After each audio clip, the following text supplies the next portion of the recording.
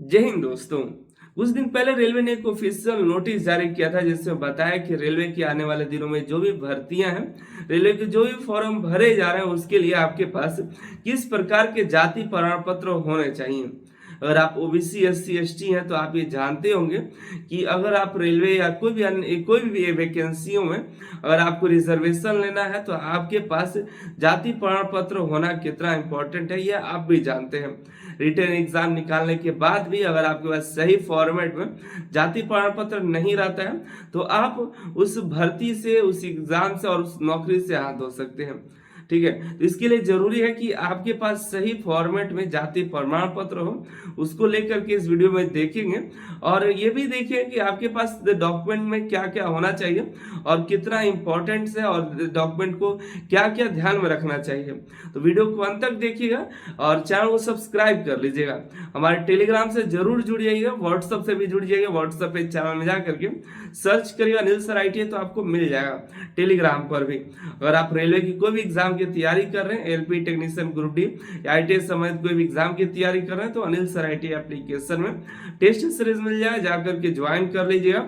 Republic day का cell चल रहा है, डिस्क्रिप्शन में कूपन कोड मिलेगा, वहां से जाकर के ऑफर का लाभ ले सकते हैं। हम बात करने वाले हैं पहले कास्ट सर्टिफिकेट के बारे में। अगर आप SC ST OBC हैं, अगर आपके कास्ट का रिजर्वेशन लेना है तो आपके पास जाति प्रमाण पत्र होना जरूरी है। रेलवे ने फॉर्मेट जारी करके बताया है कि किस प्रकार के फॉर्मेट में होना चाहिए। जरूरी नहीं कि वही फॉर्मेट में हो, अगर वैसे फॉर्मेट में सेंट्रल गवर्नमेंट का आपके पास पहले से भी बना हुआ जाति प्रमाण पत्र है तो वो भी चल जाएगा, लेकिन ध्यान रखिए सेंट्रल गवर्नमेंट का होना चाहिए। ये जरूरी नहीं है कि हाथ का चलेगा।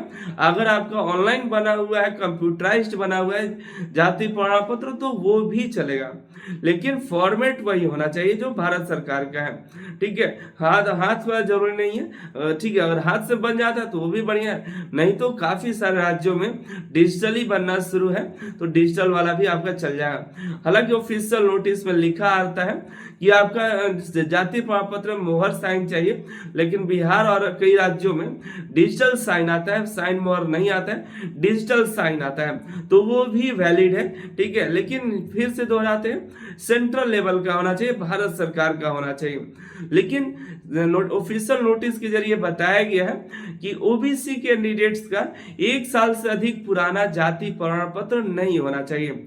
अगर आप ओबीसी हैं तो 1 साल से अधिक पुराना आपका जाति प्रमाण पत्र नहीं होना चाहिए।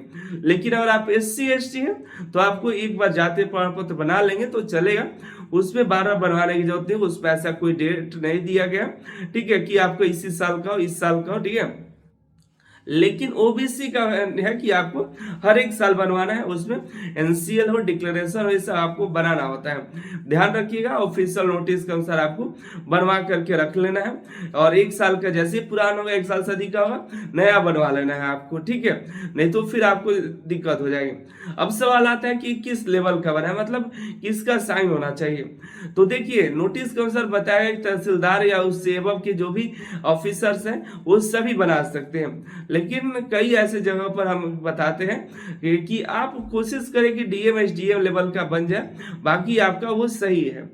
ठीक है, भारत सरकार का लिखा हो उस पर और कोशिश करें DM SDM या उसके आसपास के जो भी अधिकारी हैं उनका साइन हो तो बेटर रहता है। आपको कोई दिक्कत होता ही नहीं है, कोई उसको काट नहीं सकता। थोड़ा थोड़ा CO लेवल का तो कहीं कहीं पर आपको दिक्कत होता है, हालांकि ये DM SDM का ये सब कहीं दिक्कत नहीं होता है। बाकी भारत सरकार के लेवल का कोई भी हुआ तो चल जाएगा। ठीक है, लेकिन फिर से बताते हैं अपने राज्य सरकार का नहीं, राज्य सरकार तो लिखा है लेकिन भारत सरकार लिखा आता है उसके आधार पर अपना चलाइएगा। ठीक है, और ऑनलाइन बन रहा है तो भी चलेगा, हाथ वाला भी चल जाएगा। अब आगे बात करें इसके अलावा जाति प्रमाण पत्र तो हो गया ओबीसी SC ST का। आगे क्या देखें, आगे ITI मैट्रिक जो भी कैंडिडेट्स ITI पर जो भी फॉर्म भरेंगे तो कोशिश करें कि ITI का डिटेल और मैट्रिक का सभी मैच हो। आधार कार्ड पर भी वही डिटेल हो, पैन कार्ड पर भी वही डिटेल हो। पता चला काफी सारे कैट का मेरे पास आता है डॉक्यूमेंट्स, उसमें देखते हैं मैट्रिक में अलग है, आईटीआई में अलग है, हालांकि थोड़ा भी अंतर नहीं चाहिए, और आधार कार्ड में थोड़ा अलग है, तो आप सभी जो है एक कर लीजिए, नहीं तो फिर आगे आपको परेशानी होती है। आधार कार्ड के आधार पर आपको एंट्री मिलता है एग्जामिनेशन सेंटर पर, डॉक्यूमेंट वेरिफिकेशन में देखा था, तो ये सभी मैच होने चाहिए। तो आप अपना सारा डॉक्यूमेंट में एक बार बैठ करके देख लीजिए कि कहाँ पर स्पेस है, कहाँ पर नाम या स्पेलिंग मिस्टेक है, ठीक है। और अभी आईटी का मार्कशीट सर्टिफिकेट में करेक्शन चल रहा है, तो अभी सुधार भी करा सकते हैं।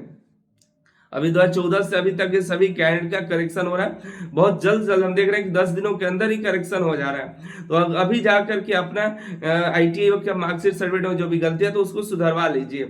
आधार भी जल्दी सुधर जा रहा है, तो आधार में भी करेक्शन करा लीजिए। डेट ऑफ बर्थ गलत हो या नाम में गलत हो तो उसको करेक्शन करा लीजिए, ठीक है। ये डॉक्यूमेंट जरूरी है, क्योंकि फॉर्म भले भर लेंगे, आगे डीवी में छाट जाएंगे। इसलिए कोशिश करिए कि आपका मैट्रिक का, आईटीआई का, आधार कार्ड, ये तीनों और पैन कार्ड, ये चारों जो आपका डिटेल एक जैसा मैच हो, और एक सेंट्रल नेशनलाइज बैंक में खाता रहे, और वो खाता का भी डिटेल मैच करें, और खाता भी आधार कार्ड से लिंक हो, ये भी ध्यान रखिए, ठीक है। बाकी यही जानकारी थी। इसके अलावा आपके पास जो भी और पीडब्ल्यूएस है, तो उसके लिए भी प्रावधान है, वो भी आपका ईडब्ल्यूएस का करंट आपका बना होना चाहिए, इसका ध्यान रखिए। अगर आप ईडब्ल्यूएस से अप्लाई कर रहे हैं तो ईडब्ल्यूएस भी करंट जो है आपका जो अप्रैल के बाद का बना होना चाहिए, इसका ध्यान रखिएगा, ठीक है। बाकी मिलता है अगली वीडियो में अगली जानकारी के साथ। अगर आपके कोई सवाल है तो कमेंट करिएगा। ऐप डाउनलोड कर लीजिए, जहां पर अभी रिपब्लिक डे के लिए ऑफर चल रहा है, डिस्क्रिप्शन में कूपन कोड मिलेगा, यूज करके